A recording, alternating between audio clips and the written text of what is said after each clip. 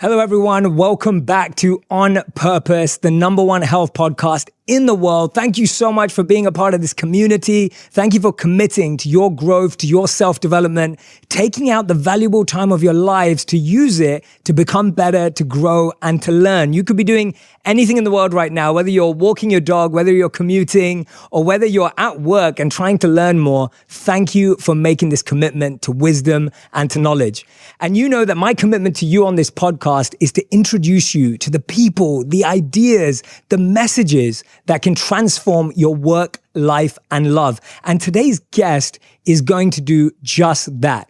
I'm so excited personally. This has been someone that I've been wanting to bring to you on the podcast for a long time. So I'm going to have to contain my excitement as well. But he's an American billionaire investor, hedge fund manager, and philanthropist, and the author of this incredible book called Principles. Now, I read this book when it first came out, and there were so many incredible insights of wisdom in there. And today I get to sit down with the one and only Ray Dalio. Ray, thank you so much for being here. Whoa, like I don't deserve all that, but back at you. Thank you. No, you're very kind. You're very kind. And I'm so grateful to have this opportunity with you because I truly believe that I'm so grateful. You said on the phone when we were speaking that there are these different stages of life. And I'm so grateful that you're at the stage of your life where you are sharing everything you've learned with all of us, because I think there's such a wealth of knowledge that we all have to gain from. So thank you from me and everyone else who's listening and watching for taking this next stage in your life. Well, it's a treat and a responsibility, so I'm happy to do it. Thank you for helping me. Absolutely, absolutely. So today I want to dive into life and work and many different areas that you speak about in your incredible book, Principles. And the first thing I want to dive into is these stages of life you speak about. Because when you said that to me on the phone the other day, they really resonated. Why don't you guide the audience through those different stages and phases and how you see them changing our life? Well, I think to simplify, there are 3 stages in your life. The first stage in your life is when you're learning and you're dependent on others. Go to school, come out, graduate from school. It's very different from the second phase of your life where you're working, others are dependent on you, and you're trying to be successful. And that's what largely your audience is in that early stages. Absolutely. So I'm so excited to speak to them.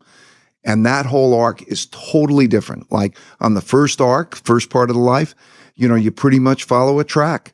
What schools, parents taking care of you, whatever it is. And then what decisions do you make? You hardly make any decisions. You make, okay, what college do you go to? If you go to college, then you go to the college and what major do you have? And then you come out to this world, the second stage, in which really the whole thing is wide open to you, particularly if you don't stay on a track. And you realize that there's no instruction manual and you can go anywhere and you could do anything. And then it's a very different phase. It's a more difficult phase. And that second phase then has an arc to it. And then somewhere in the vicinity of your last phase, that's the phase where you're free to live and free to die. And your preferences change. You change. Your relationships with others change. So that's the life arc that I'm referring to. And so I'm in the transition from the end of my second phase to the beginning of my third phase. And at that phase, I just want to pass along what I've learned to help people who are early in their second phase. Yeah, absolutely. And you're so right that is the majority of people that are listening and watching right now. And for me, you brought something up really interesting there. One of the biggest things is we become paralyzed by choice and decisions. Because so much of that early phase is where things were decided for us, where choices were made for us. And I often feel we bring that mindset to the second phase where we're still looking for someone else to help tell us what to do and what decision to make and what's the right thing to do. How have you seen through your experiences, how have you dealt with choice and decision as that phase of life changes? Well, I think, first of all, one has to know their nature. You might have to discover it. But your nature means, do you have a sense of adventure? Do you seek security? Are you an extrovert, an introvert? Those types of things. So personal discovery is important. I think that who you're with and where you are is more important than what you do. Because in the early phase of that second phase, it's total discovery. So it's experimentation. You know, you went to India for 3 years, right? Yes. And that but if you have that sense of adventure, to let go, you can discover. That's your opportunity. But discover yourself as well as to discover what the choices are like. And then as you move later into that, you'll feel the pulls. And to feel never trapped. We were talking just before we began that so many people say, I can't be that way because my job won't allow it, which is a silly concept because you have the freedom of those choices, even when you have constraining situations. So I think that's the life arc. Enjoy this wide open choice. You can be anywhere in the world. You can do almost anything. Let go, experiment, and then move on. Absolutely. And did you feel that same freedom when you started as well? Or do you feel it's changed now? Do you think there's more access? In my case, when I was 12, I got hooked on trading markets. So I loved that game. So I discovered it early. And then I wanted to, but I had this sense of adventure. I discovered when I went to work at a company that working at a company was not my thing. I got fired. I punched my boss. And I really then learned the freedom. I didn't have any idea that I was setting up a company. I just sort of said, I can do these things. Probably like you discovered, okay, I could do those things. And then one thing leads to another, and then, you build. And I always like the variety. So my nature is macro. So I like going all over the world, all different cultures, understanding how the world works. And so I found something that clicked through that experimentation. Yeah, but then there's ups and downs, right? Lots of ups and downs. So we need to talk about failure. How great failure is. Yeah, let's do that, because I think when I'm hearing you say that, it's so refreshing. Because when I hear you saying, yeah, I had to figure it out and I was experimenting and testing and I didn't even know what I was building, I love hearing that, because that's what my experience so far has been too, as opposed to like a very rigid, strategic, not that there isn't strategy, of course there is, but something very rigid and planned. There is a lot of experimentation in that growth where failure is natural. Yeah. My son in 2014 gave me a book, Joseph Campbell, and it was called Hero of a Thousand Faces, and it refers to the hero's journey. And this is like at the end of my experience, and I found that that's very, very true. And so there's this cycle. So a certain type of personality wants a taste for adventure. You go out and have the adventure. And then there are the ups and downs, and then you crash. You will have a failure. If you're adventurous and you're pushing the limits, you will have a failure. And that failure can be a transformative experience. I have an expression that pain plus reflection equals progress. So they call it the abyss. And change, the learning of humility, to maintain your aggressiveness, your audacity, and to simultaneously learn humility. And that happened to me. I was, you described it. I graduated from school. 2 years, I worked on Wall Street for 2 years. I got fired from my job. And 2 years later, I'm running my little company. Something like 7, 8 years after that, I made terrible mistakes in the markets. I crashed and I lost everything. And I was so broke that I had to borrow $4,000 from my dad to help pay for my family expenses. And it was publicly because I was on Wall Street Week and I made all those mistakes. And that was one of the most painful. Pain can be great because it changed my whole perspective to decision making.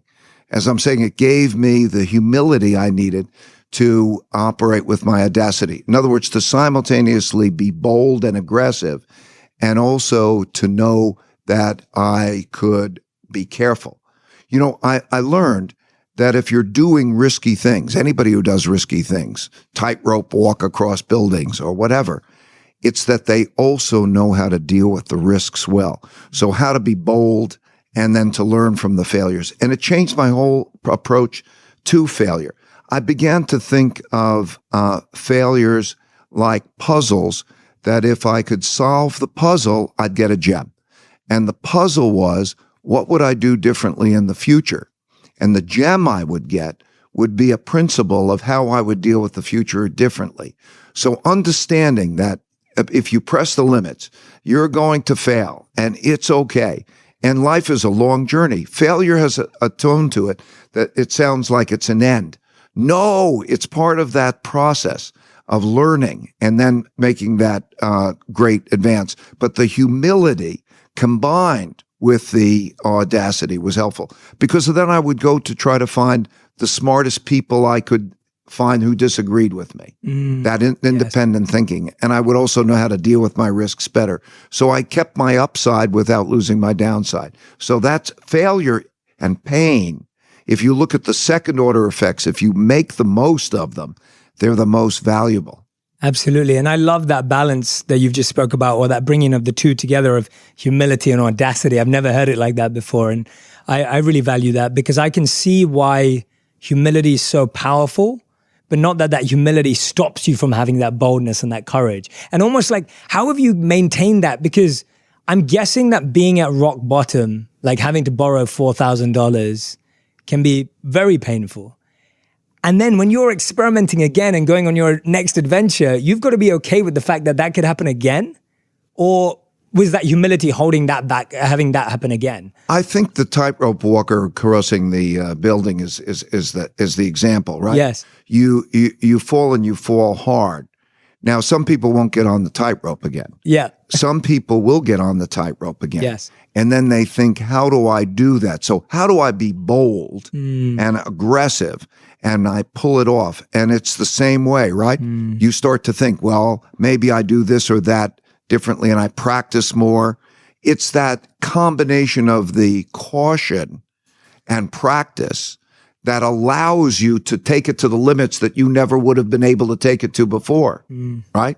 I learned that. Once I learned that, everything changed, because I also would know how to take the hits. In other words, I don't mind getting banged, but I don't want to get knocked out of the game. Yes. So the willingness to get banged but not knocked out of the game is a big part of that. Absolutely. Yeah, like a good fighter, right? Like you just were giving that analogy. For me, it's like sometimes a boxer or a fighter needs to know which punches to take in order to be able to drop a bigger punch. That's part of the game. And that's what you were saying about solving a puzzle. I love that analogy, because I think if we see everything as puzzles, that there's a way of figuring it out, right? You know there's an answer to a puzzle. Yes, I think the key is to think of reality as you're given. Reality is reality. And think of it as working like a machine. There are cause-effect relationships that make the realities around you. Okay, now, if you go above yourself and you look at that, how does that machine work? And then how do I interact with that machine to get what I want? And you do that with an equanimity. Meditation also helped me a lot. Yes. I learned to meditate many years ago. If you have equanimity and you look at it above and you look at it with curiosity, and you say, oh, I must not be interacting well with my reality, and how do I change it, and how does it work? It's a very powerful way of approaching life. Absolutely. And that definition of equanimity too, equanimity means to deal with good and bad.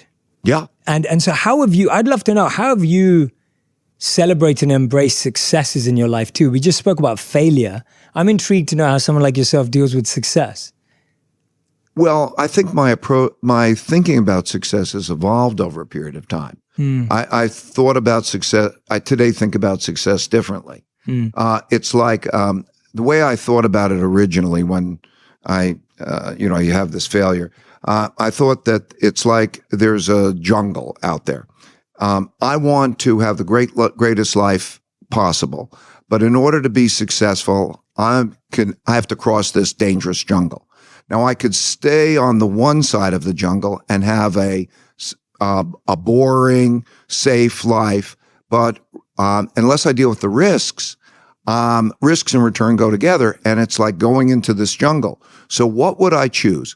Would I choose to go into the jungle and cross the jungle and have the greatest life possible, but I might bad things might happen.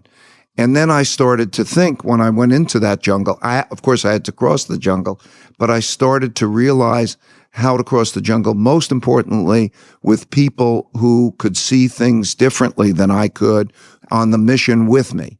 And so, and we would protect each other in that jungle. And that's what it was like.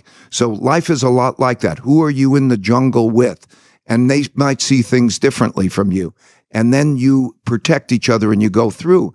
And the thing that I discovered was that as I had these successes and failures, and much more successes than failures, I began to realize that I didn't care as much about the success as I cared about the journey. Okay. In other words, I didn't want to get out of the jungle. I didn't want to get to the other side, because it might be like, I don't know, climbing mountains or doing whatever. You realize there's a new peak and there's a new level of success, and it won't keep you happy. Okay. You don't sit there. You want to go on. Yes. And it is the ups and downs of that journey and the striving into becoming better that becomes the new definition of success. And so I started to see my life in this life arc way, with my preferences changing, because your preferences naturally change as one has kids and as they start to think. I mean, everybody that you're dealing with is going through a life arc. If you think about who are the people you love, what is your relationship with your parents? What are your relationship? Do you have children? They will have a life arc. And as you go through that life arc and you see those things changing, then you start to realize that operating consistent with that life arc and on that journey to evolve well, is what success is. It's not the money. It's like money loses its marginal utility very quickly, right? If you studies of happiness, there's a Harvard professor, many professors, I suppose, and they tell you the same thing in terms of studying happiness around the world. There's very little correlation between how much money you have and the level of happiness past the basic subsistence level. The element that there's the highest correlation with is an element of community, who you're with. So it's this meaningful work. Are you on a mission? And meaningful relationships through a life arc that evolves. So that's it. My definition of success is more like evolving well and contributing to evolution. Yeah, absolutely. And I couldn't agree more. And those stand so true from my monk training too. So hearing them from you in a different context is so encouraging to hear. And for anyone who's watching or listening right now, please make sure that as Ray is speaking, you're visualizing his beautiful analogies. Because as I'm sitting here listening to you, I'm visualizing being in the forest. I'm visualizing being around people. I'm looking at the people in my life and seeing them as different aspects. And Ray paints such a beautiful picture as he speaks. So if you're listening right now, anytime he shares an analogy or a story, put yourself in that place, because it's going to help you go there deeper. And I think you do a brilliant job of that, Ray. And some of your videos I saw as well, the animations really bring that to life. So I can see them in my mind. Tell us about how you've been so careful about curating and constructing that community for yourself. You said that you found people in the woods who could see what you couldn't see, and you protected each other, which I love. It was an evolutionary process, you know. So you're on a mission. You're on a mission. Yes. And you have people who are on the mission with you. Yes. And then you start to I started to find what do I want in those people, and what should the relationship be. And I first just picked people I liked.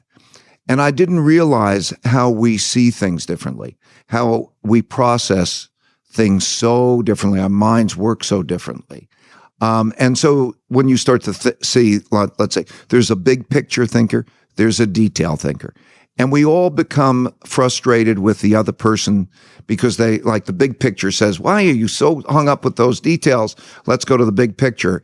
And the detail thinker thinks, you've got your head in the clouds. Yeah. You've got to come down to the nuts and bolts. And they're both right. And they start to realize that you need each other.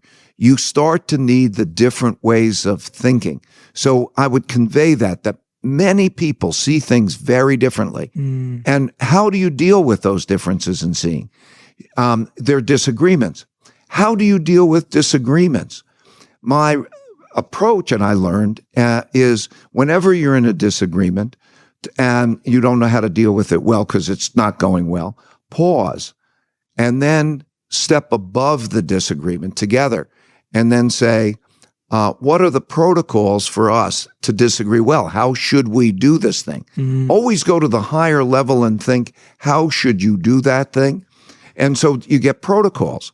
I've developed these protocols. Like a protocol would be, like if we're not being able to communicate well together, a standard protocol is let's mutually agree on someone who will help moderate this conversation, and then we'll work things through. Or talking. How do I repeat what you're saying so that I'm conveying that I understand?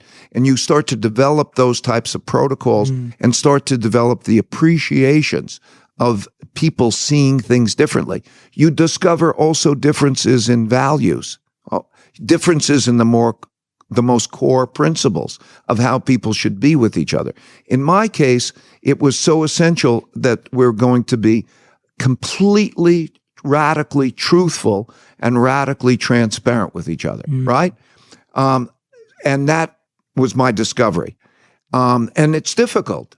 But I've also learned that many cases, the difficult things are only the first order consequences. They're difficult. The second order consequences is they're rewarding.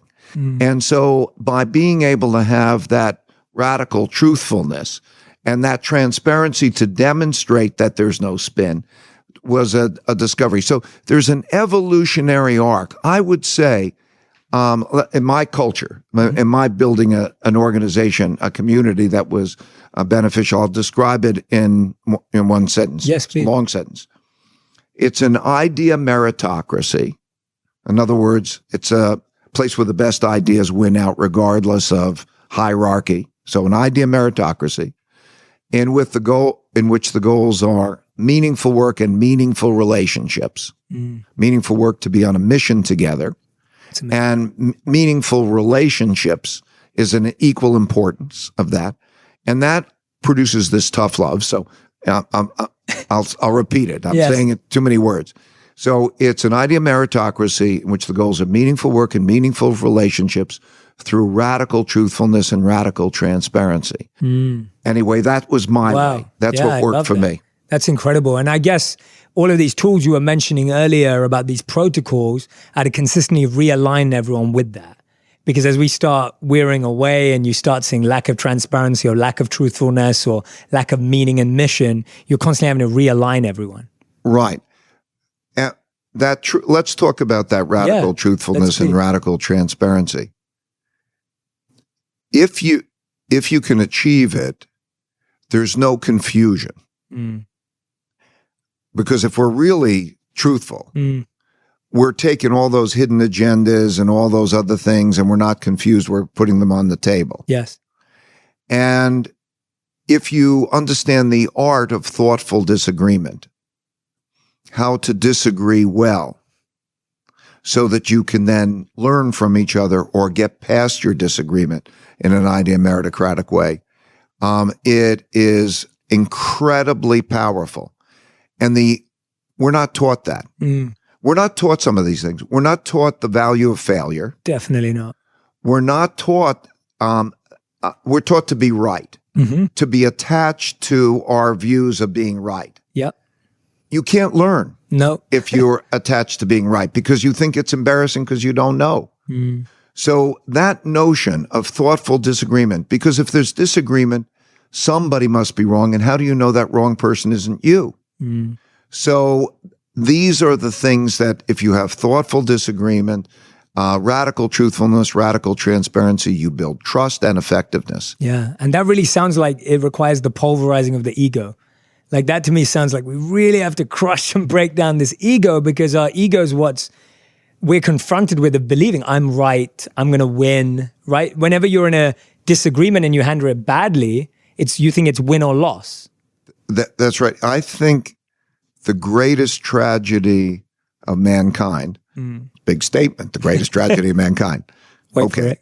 The greatest tragedy of mankind, because it stands in the way of so many people making decisions well and operating well with each other, is holding an opinion in your head that's wrong. and it's such a tragedy, meaning it's so easily fixed, So true. that all you have to do is put it out there and stress test it and say, I might be wrong. And how do I stress test it? And by stress testing it, you raise your probabilities of being right. So I think the education system rewards being right. So many things reward that being right that stands in the way of taking in all that's out there to really help you be right. I think that's such a powerful point. I'm just nodding away. If you're only listening, then I'm nodding away, because when you say that, I think that's so true, that all of our conditioned patterns are about being right. It's never been to understand things from different angles or perspectives, which is what reality is much more of than being right or wrong or black or white. And so much of our patterns in our mind are always win or loss, right or wrong, one or two. There's rarely this cohesive synergy that you're speaking about. That actually takes a lot more work to get to. The greatest, whatever success I've had in life has had much more to do with my knowing how to deal with my not knowing than anything that I know. Because what I don't know is vastly greater. Think about all the experts that you can turn to and all the perspectives that you can get and how much you can learn by what's being out there. And that maximizes, and it's a kick. Yeah, absolutely. Absolutely. One of the things, the other thing which we've already dived into today, you called your book Principles. And I thought that was quite a counterculture way of doing it, in a good way. And the reason I say that is today, so much of the language around business and work or entrepreneurship is around doing. It's around having. It's around grinding. It's, these are the terms and the language that's used around business. Whereas you go back and you talk about principles. And on the phone when we were speaking, you were talking about this differentiation between doing and then living a principled life. Just explain that to us and why you believe we have to start with principles. I'm going to start by explaining how I learned it. Yes, please. And what principled thinking is and how it's different Amazing. from other types of normal thinking, what most people do, right? Yeah. And this is also a suggestion I'd like to pass along to those who are listening.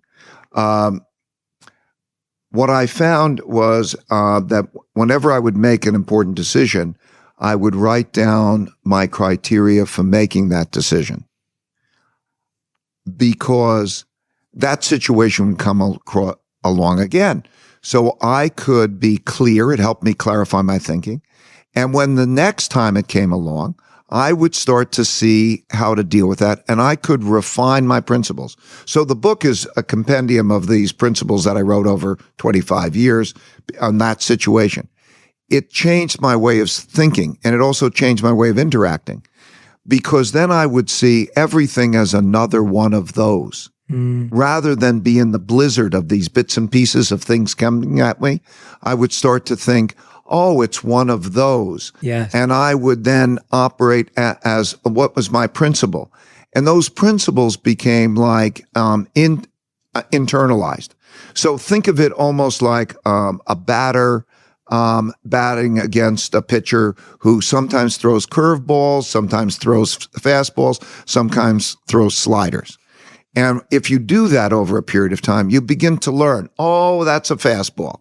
And then you start to think, okay, the fastball, I operate this. And you start to internalize. You become better and better, and life becomes simpler for you because you're not seeing those millions of bits and pieces. You're seeing it as another one of those.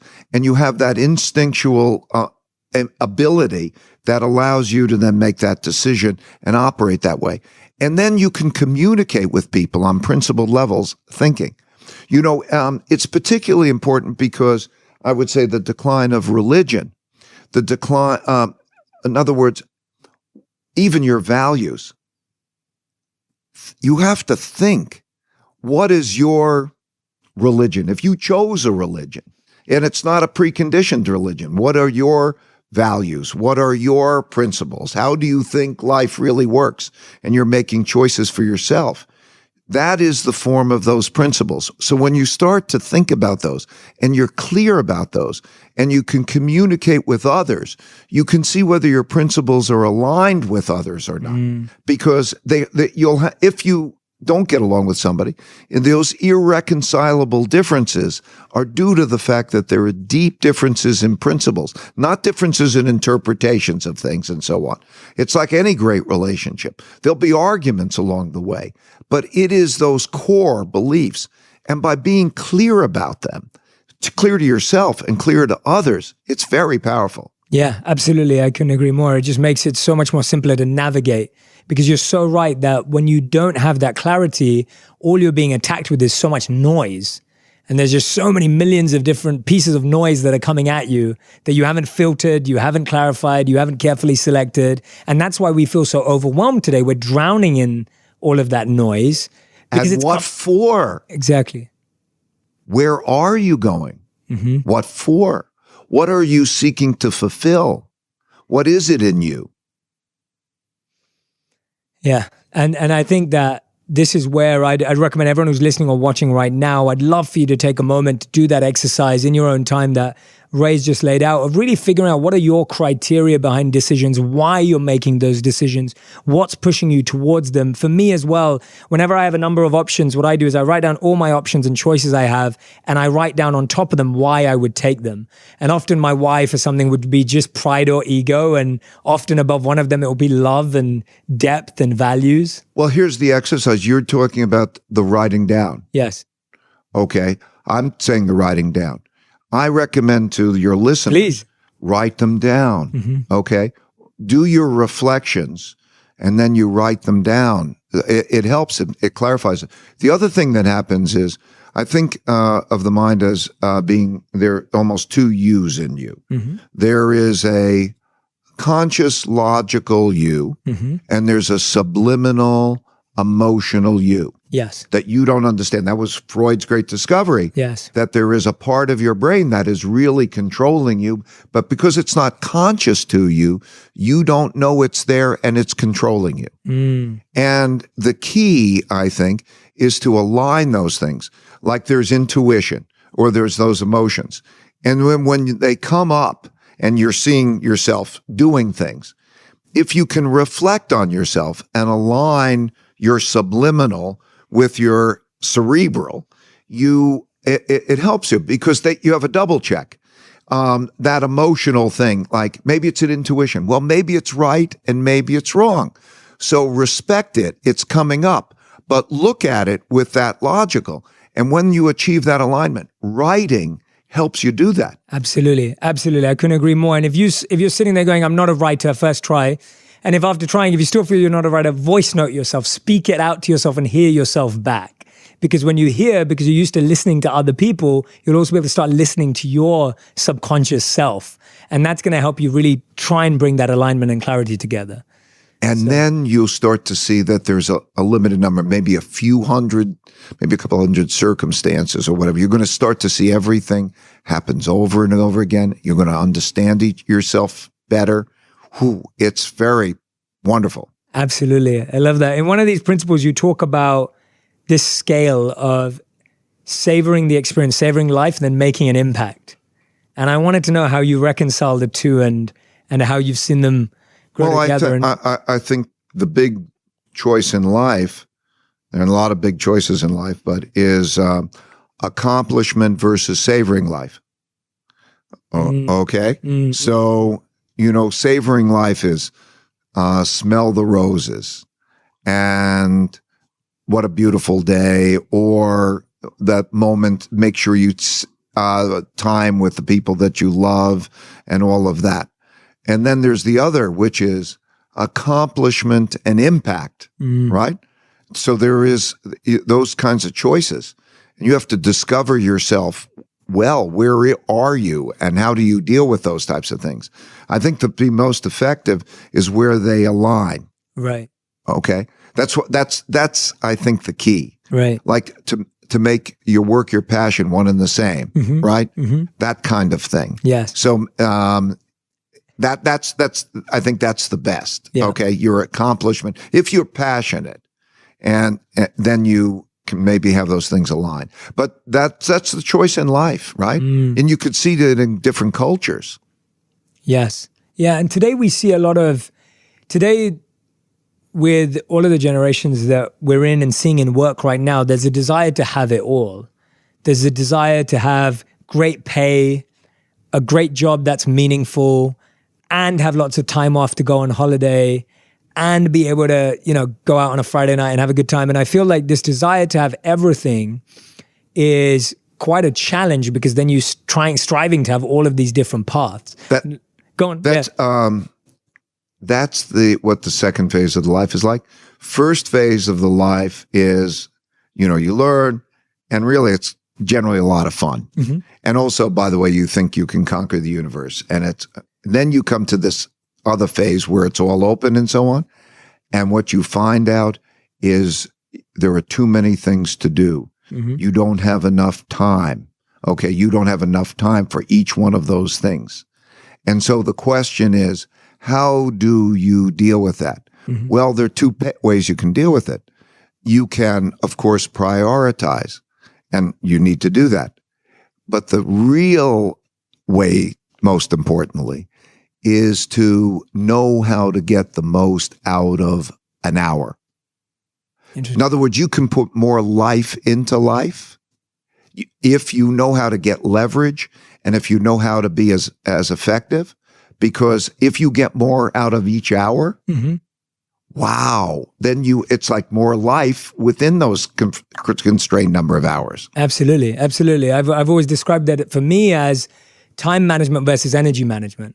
And for me, if I can bring all my energy into 1 hour, that's more powerful than me having 10 hours right. of half the energy. And but in addition, mm-hmm. there are techniques. Right. Right? Love to hear some. Well, like for example, I learned leverage through other people. Mm-hmm. Once you learn leverage, in my particular case, of course, I built up to this. I have about 30 direct reports. And what it means is, now this is after years of doing, I had nothing, by the way. But what I can do is, and with the good relationships and how that works, basically they can typically work for about 50 hours on something that I'm trying to accomplish for every hour that I deal with them. Right. So I get an enormous amount of leverage, mm-hmm. or I know how to prioritize, mm-hmm. or I know how to break my schedule, knowing I mentioned meditation or other things to get myself the clarity. Yeah. So there are many techniques. I wrote a bunch of them in the books, and many other people have other techniques too. Yeah. But as you start to realize that you can have much more life by knowing these various types of techniques. Yeah. I'd love to know some of your tips and techniques around prioritization. I think that's something that people are so challenged with right now. What have been some of your best principles or rules around how to prioritize something? I don't want to give people my priorities, but I do want to give them the notion of to go above it. Mm-hmm. Okay, like the same rule, if you're in a disagreement, you mm-hmm. go above it. Okay, so many people are in the blizzard mm-hmm. of all these things coming at them, and they're in it, and they're trying to deal with every one of those. Okay, so pause and step back, and then start to think, what are you really going after? You have to look subliminally. It may be deep-seated in your childhood. It may be, but what is that pull? Okay. And that becomes, and then how do you apportion it? You do need a plan. You need some sort of self-discipline as you look down and you say, well, I'm going to spend dinners with my kids, or I'm going to do X, Y, Z in terms of those to-dos. But at the highest level, you're saying, what do I want? What are my choices? Because you have to realize. And then what I find is, if you pause and you do that slowly over time, don't just try to do it in a minute. You can find that you can have a lot of your cake and eat it too, right? I used to take my kids on my business trips. What a great education. Wow. Crazy. It's an example that sometimes you discover with time that you can have your cake and eat it too, right? Yeah. So take the time. Mm-hmm. Yeah, patience. Patience is... I think that there's 5 steps to success. Mm-hmm. First is you have to know your goals. You have to know what you're going out there. And that does require prioritization. The second is on your way to your goals, you're going to encounter your problems, your failures, your problems. So that's step 2, encounter them. They're standing in your way. Number 3 is you have to diagnose those to the root cause. What is producing your problems? At the root. At the root cause. And that may be that you, or it may be those around you who are not good at things or whatever, or you're doing something you need to do better. Or it may be that you're in the wrong place. But you have to get at the root cause to do that diagnosis. Once you know the specific thing that's standing in your way, that personal discovery process, you have to go to the 4th step. And that 4th step is to design a way to get around them. Yeah. If it may be, for example, that if you have a particular weakness, work with somebody who is strong where you're weak. Or it may be a change your job or whatever it is, but you've got to get around that specific thing that you've diagnosed as standing in your way. And then when you have a design, you have to do it. A lot of people come up with designs, but they don't push through and do it. And I think life is just the constant 5-step process over and over and over again. Yeah. Because if you can do those 5 things, you will be successful. You'll evolve fairly quickly. Yeah, absolutely. Absolutely. And you add 2 methods or keys to succeeding, which you call flexibility and self-accountability, because within those 5 steps, there's going to need to be a bit of flexibility or a lot of flexibility and self-accountability. And I love you pointed this out. You said, don't blame bad outcomes on anyone but yourself, which is like huge self-accountability. Yeah. I really do believe, I'll give you a mindset. I do believe that I can do anything and that it is just a matter of my character and my creativity.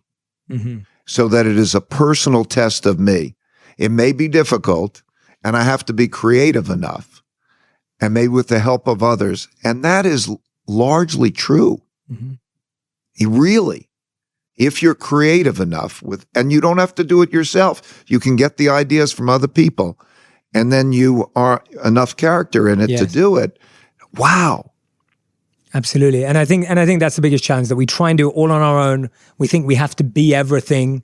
We think we have to be the face and the background and the side and everything in between. And actually collaboration, coming together with other people is so much more what has brought success in the world. Yes. When you start to realize that actually you can't see, it's like going from 2 dimensions to 3 dimensions or black and white to color.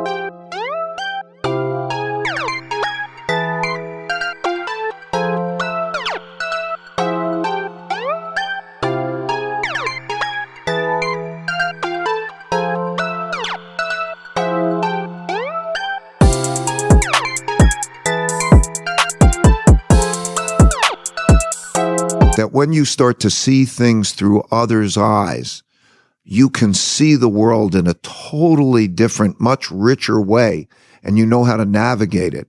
It's such a power, such a gift. Yeah, it's amazing. Thank you so much, Ray. Ray, this has been such an incredible experience diving in with you. Anyone who's listening and watching, I hope you've been taking notes. I hope you stopped and did certain activities when Ray and I spoke about them. And Ray, we finish every interview with a final 5, which is our final 5 quick fire round, rapid fire round. So these are answers that are 1 word to 1 sentence maximum.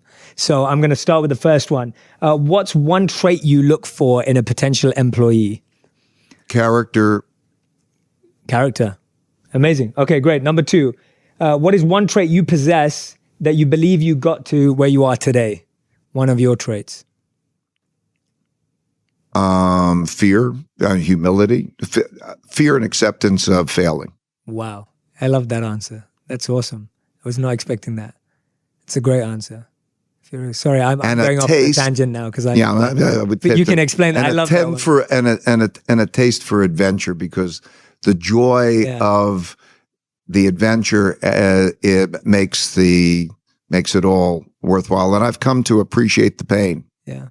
What's the best thing you've learned from this transition in your life where you're now passing it on? What's something you've learned from the process of passing lessons on? That it's hard and to let go. To let go of? To let go of caring while caring. Right, yes. That's such an important point. Absolutely, yeah. As a teacher, as a guide, as a coach, you can only facilitate growth, but you can't force it. Just let it, Yeah. You've got to give everyone the opportunity to let it out. Okay, number 4.